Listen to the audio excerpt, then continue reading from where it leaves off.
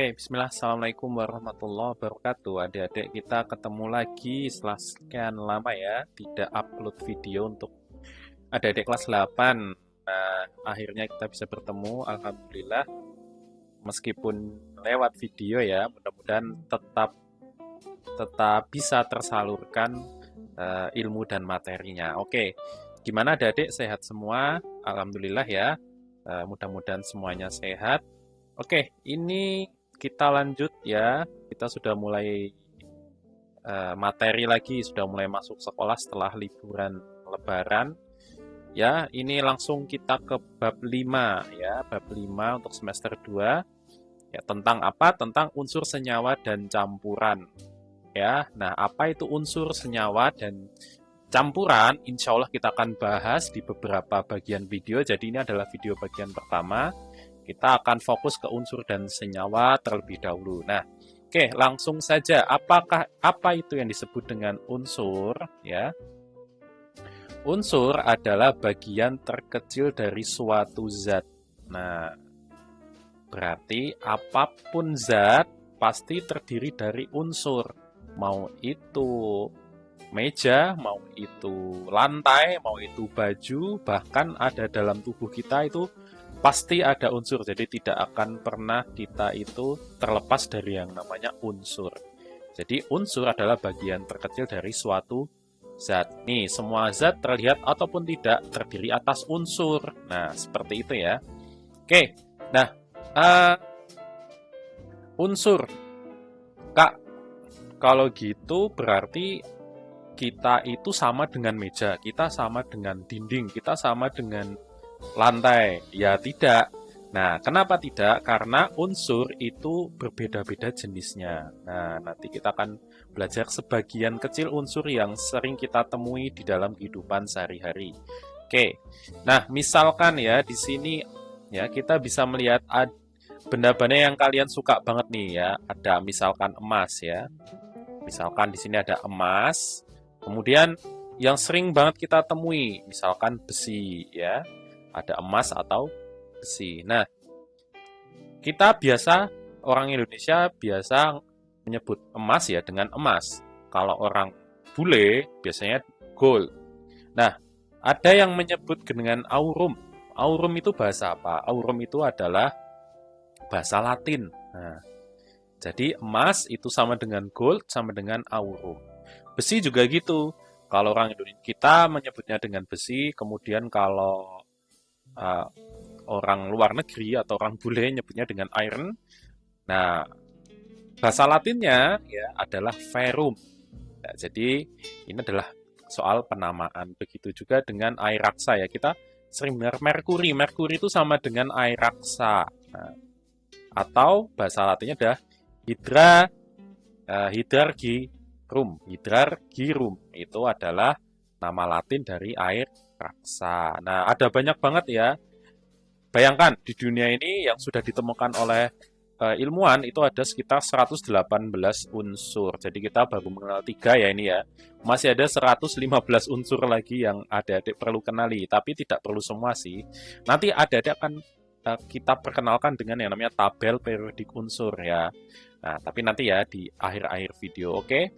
Nah, ini nih contohnya nih ya. Kita pernah dengar karbon nggak sih? Nah, kalau ada adik yang suka banget belajar tentang apa, tentang lingkungan nih ya, pasti erat dengan karbon. Karbon itu ya kalau dalam bahasa Indonesia kita menyebutnya ya karbon ya. Kalau dalam bahasa Latin itu ya karbon ya. Kemudian, nah setiap unsur itu biasanya supaya mempermudah itu disimbolkan. Misalkan karbon itu disimbolkan dengan C. Nah, kemudian kita sering mendengar kata kalsium ya, kalsium. Nah, bahasa Latinnya juga diambil dari kalsium. Simbolnya adalah Ca. Klorid, ada oksigen nih yang kita hirup setiap hari, kalau enggak kita mati ya. Oksigen itu simbolnya adalah O. Hidrogen, nih, hidrogen ada di mana tuh hidrogen tuh? Banyak ya. Air yang kita minum itu mengandung hidrogen. Ya, ya. Hidrogen disimbolkan dengan H. Emas tadi aurum ya, itu disimbolkan dengan AU. Nah, Kemudian ada merkuri disimbolkan dengan Hg ya. Dan jadi ini adalah contoh nama unsur, kemudian tadi ya beserta simbol-simbolnya. Jadi simbol ini sudah ditetapkan, jadi tidak boleh diubah-ubah nih. Misalkan aku karbon pakai K, ya, tidak boleh ya karena sudah baku disimbolkan dengan C. Ya, seperti itu ya. Nah, kita kalau sudah tahu nih, oh unsur ya, unsur itu seperti itu ya. Nah, kita lanjut. Ya, unsur itu kita tahu ya, unsur itu terdiri dari yang namanya unsur logam, kemudian ada juga unsur yang non logam. Contohnya kalau baju kita itu kemungkinan bukan terdiri dari logam. Ya, yang logam itu contohnya apa? Contohnya emas. Emas itu adalah unsur logam. Kemudian besi, jelas ya. Besi itu adalah unsur logam. Baja, ya, kemudian merkuri itu juga termasuk unsur logam. Nah, unsur logam itu ciri-cirinya apa sih? Ya, unsur logam itu ciri-cirinya apa ya? Yang pertama, pasti ya, unsur logam itu ciri-cirinya adalah dia itu padat. Nah, padat ya, jelas padat ya. Ada yang bisa dengan mudah menyobek besi ya, tidak ya. Nah, karena dia padat, kenapa? Karena ikatan antar atomnya, nanti kita akan belajar itu apa itu atom, itu sangat kuat. Nah, makanya dia bentuknya padat dan kuat. Jadi, sifat pertama itu adalah unsur logam adalah padat. Kemudian yang kedua sifatnya apa? Nah, logam itu punya sifat yaitu bisa sebagai konduktor. Konduktor itu apa? Konduktor itu adalah penghantar listrik. Nah, yang bisa menyalurkan listrik yang baik, contohnya ya, kabel. Kabel kita yang buat ngecas HP, buat elektronik itu pasti di dalamnya adalah ada unsur logam. Kalau tidak ya listrik tidak akan bisa lewat. Nah, makanya pasti unsur logam ada di perangkat elektronik kita. Nah, ya, sini contohnya misalkan emas, perak, ya itu adalah termasuk unsur logam. Nah, kemudian apa? Ada lagi nih sifat ketiga ya.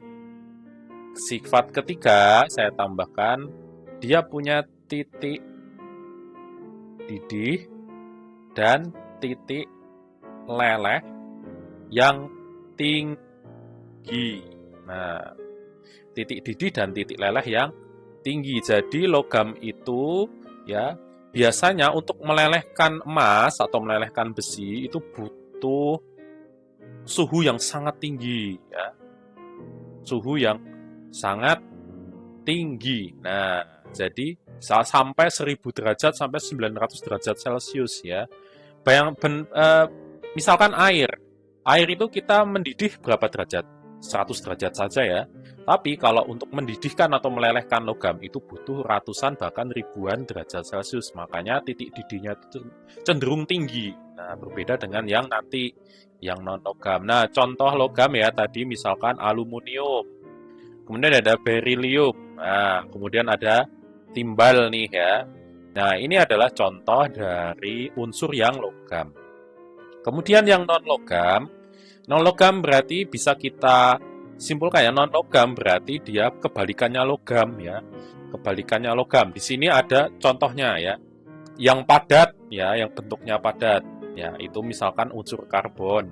Nah, kemudian ada fosfor yang disimbolkan P ya. Kemudian yang gas misalkan nitrogen yang biasanya dipakai untuk yang sekarang untuk mompa ban mobil atau motor tuh ya. Yang ada di pom-pom biasanya mereka sedia untuk nitrogen. Nah, oksigen yang kita hirup dia juga berupa gas. Hidrogen. Nah, hidrogen dia juga berupa gas. Helium yang buat balon udara supaya bisa ke atas tuh, balon-balon mainan tuh. Nah, dia juga kadang pakai helium. Dia juga sifatnya gas dan non logam dan sebagainya ya, masih banyak lagi. Nah, unsur logam itu bisa berwujud padat ya, bisa berwujud padat tapi tidak sekuat unsur yang logam. Ya, dia rapuh. Nah, jadi yang pertama dia tidak sekuat logam. Nah, yang kedua apa? yang kedua, biasanya tadi kalau ikatannya itu kuat untuk logam, ini ikatan antar atom tidak terlalu kuat. Ya. Bahkan kalau yang gas ini dia sangat lemah ya, makanya gas itu kita bisa sangat ringan dan kita bisa tidak kalau kena gas kita tidak terlalu sakit beda dengan kita misalkan dipukul dengan besi ya.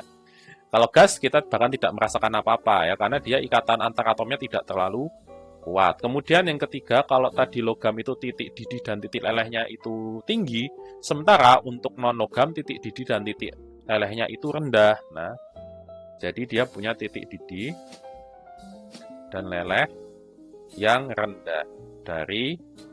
lebih rendah dari logam. Nah, seperti itu ya. Jadi unsur tadi ada dua secara umum yaitu logam dan non logam. Yang logam itu yang pertama tadi kita ya dia punya cirinya dia padat ya karena ikatan antar atomnya itu sangat kuat. Kemudian biasanya dia adalah konduktor atau penghantar listrik yang baik. Kemudian yang ketiga dia punya titik didih dan titik leleh yang tinggi. Nah, sementara untuk yang non logam dia punya titik dia tidak sekuat logam ya. Kemudian ikatan antar atomnya tidak terlalu kuat juga. Kemudian yang ketiga titik didih dan lelehnya juga rendah. Oke, itu ya tentang unsur. Nah, kemudian unsur-unsur ya tadi kita lihat helium yang biasa dipakai untuk balon ya. Kemudian lampu untuk landas pacu di bandara. Nah, dia bisa pakai neon ya, makanya lampu neon ya. Lampu neon itu ya, itu neon itu adalah unsur ya.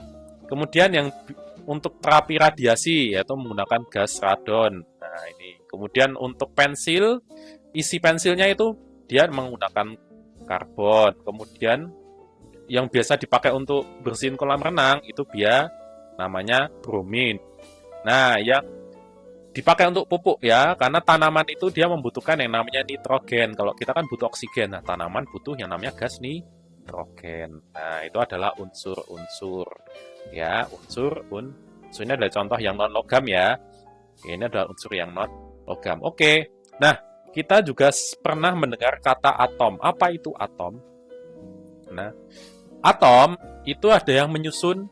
Atom itu yang menyusun unsur. Nah, jadi di dalam unsur pasti ada atom. Nah, atom itu ya sejarahnya gimana sih? Atom. Jadi unsur itu baru ditemukan mungkin beberapa ratus belakangan ini ya, masih baru hitungannya, masih anak-anak ya. Atom itu orang beribu-ribu tahun lalu tuh sudah menemukan konsep atom. Jadi atom itu berasal dari kata atomos. Yang menemukan adalah orang Yunani. Jadi orang Yunani kuno dulu ya, itu menemukan jadi dia berpikir ada suatu gimana kalau kita punya apel, kemudian apel itu kita pecah terus sampai kecil sampai tidak bisa dipecah. Nah, kita sebut dengan atomos. Nah, terus si penemu atom ini dia berpikir, oh berarti semua benda itu mungkin saja terdiri dari atom-atom yang kecil tadi ya, jadi disusun oleh atom-atom. Nah, ternyata setelah diteliti, oh ternyata benar ya, setiap zat, setiap benda yang ada di dunia ini, di alam semesta ini, itu pasti terdiri dari unsur-unsur. Nah, jadi unsur itu tadi apa? Unsur adalah bagian zat yang paling kecil. Susunan yang paling kecil disebut dengan unsur. Nah, atom ternyata masih ada bagian-bagiannya lagi loh. Nah, pasti ada yang beberapa yang pernah dengar ya. Jadi ini nih atom ya ternyata masih bisa dibagi-bagi lagi ya. Disebut dengan subpartikel. Jadi ya atom bisa dibagi menjadi 3 subpartikel. Apa saja ya? Yang netral itu namanya neutron. Neutron itu dia netral ya. Dia muatannya netral. Kemudian neutron itu juga ditemani oleh yang namanya proton. Nah, proton itu apa? Muatannya dia sebagai muatan positif. Kalau neutron tadi netral. Kemudian yang suka kemana-mana nih, yang paling aktif bergerak itu disebut dengan elektron yang punya muatan negatif. Nah, proton dan neutron ini membentuk inti dari atom tersebut, sementara elektron itu berada di kulit paling luarnya atom. Nah, jadi kalau misalkan proton sama neutron itu ibarat raja sama ratu, elektron itu adalah prajurit yang patroli itu. Nah, prajurit yang patroli. Atau menteri-menteri yang ada di sekeliling si raja dan ratu. Atau presiden dan wakil presiden. Nah, jadi intinya atom itu adalah proton dan neutron. Kemudian yang mengelilingi si inti disebut dengan elektron. Nah, seperti itu ya.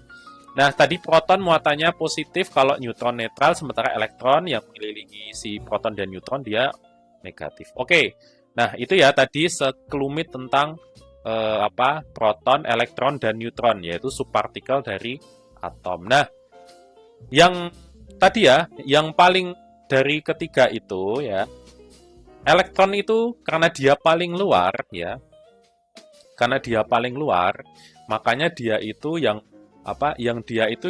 punya sifat berteman dengan atom lainnya. Nah, karena dia itu sukanya di luar tuh.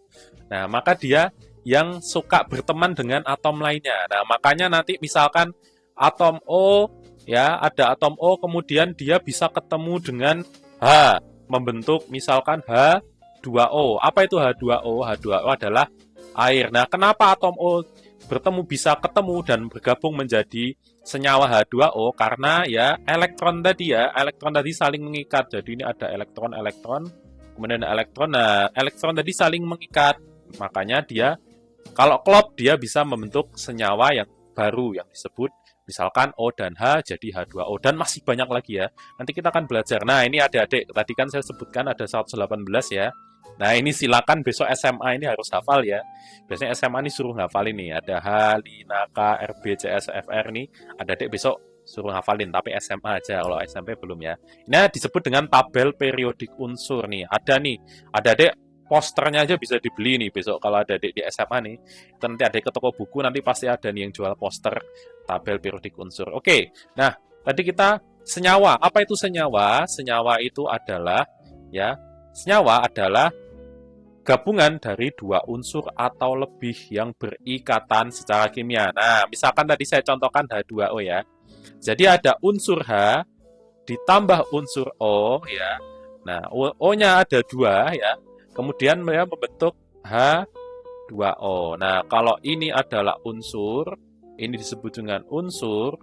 Nah, kalau sudah berikatan atau bergabung ya, dia membentuk yang namanya senyawa. Jadi bisa dipahami ya adik-adik ya. Senyawa adalah gabungan dua unsur atau lebih yang berbeda membentuk senyawa. Nah, seperti itu. Contohnya apa? Banyak banget. Ini satu contoh ya. Air. Air itu adalah senyawa. Kemudian ada lagi ya. Contoh di sini ya. O2. O2 itu unsur ya. Nah, ozon itu juga masuk unsur. Kenapa unsur? Karena dia hanya terdiri dari satu atom. O saja. Nah, kapan membentuk senyawa? Misalkan ketika dia, nah nih, C ketemu H ketemu O. Nah, dia baru membentuk yang namanya senyawa. Sementara kalau O3, Cl itu masih unsur ya. Dia disebut dengan molekul unsur. Molekul unsur ini adalah contoh molekul yang unsur. Nah, terus yang ini nih, ya, kalau sudah bergabung, dua unsur tadi sudah bergabung atau lebih ya. Nih, misalkan H dan O, dia membentuk H2O. Kemudian H dengan Cl, hidrogen dengan klorin, membentuk asam klorida. Kemudian gula, nah itu gula itu ternyata terdiri dari karbon, hidrogen, dan oksigen bergabung. Nah, ini disebut dengan molekul senyawa. Jadi kalau gabungan dua lebih unsur atau atom, ya paling mudah gimana cara membedanya Kak? Kalau unsur itu hanya terdiri dari satu huruf besar. Contoh, O hanya ada satu huruf besar ya. Klorin, meskipun ada 2 C dan L, tapi yang besar itu hanya C-nya kan? Nah, kemudian kalau itu 2 atau lebih huruf besar, dia itu pasti senyawa. Contoh, H2O ada berapa huruf besar? Ada 2. HCl ada berapa huruf besar? Ada 2 juga. CHO, C6H12O6 ada 3 huruf besar. Berarti itu adalah senyawa. Nah, contoh senyawa Yang paling sering kita temui ya, contohnya misalkan air ya. Air tadi apa? Air itu H2O ya, pertemuan dari dua atom hidrogen dan satu oksigen ya. Kemudian gula. Gula tadi ya, C6H12O6 tadi ya. Kemudian garam. Nah, garam itu adalah gabungan dari natrium ditambah klor. Nah, dia bergabung menjadi natrium klorida. Kemudian vitamin D. Vitamin D itu juga gabungan dari C, H, dan O. Ya, vitamin D yang kita sering konsumsi ya, yang dari matahari itu ternyata dia juga senyawa. Kemudian ya misalkan magnesium hidroksida, ya magnesium hidroksida. Itu berarti gabungan dari magnesium dan hidrogen ya membentuk magnesium hidroksida. Itu adalah contoh dari senyawa. Jadi disimpulkan apa bedanya unsur dengan senyawa? Kalau unsur itu hanya terdiri dari satu unsur saja, misalkan O atau H atau natrium Na. Nah, itu adalah unsur. Kalau senyawa itu adalah gabungan dari dua unsur ya, membentuk senyawa misalkan H dengan O membentuk H2O. Itu adalah senyawa. Jadi adik-adik yang penting harus bisa membedakan ya mana yang dimasuk unsur, dimasuk senyawa. Oke, begitu aja adik-adik, sudah 20 menit. Mudah-mudahan bisa dipahami ya. Silakan dikerjakan latihannya. Mudah-mudahan sukses. Saya tutup. Assalamualaikum warahmatullahi wabarakatuh.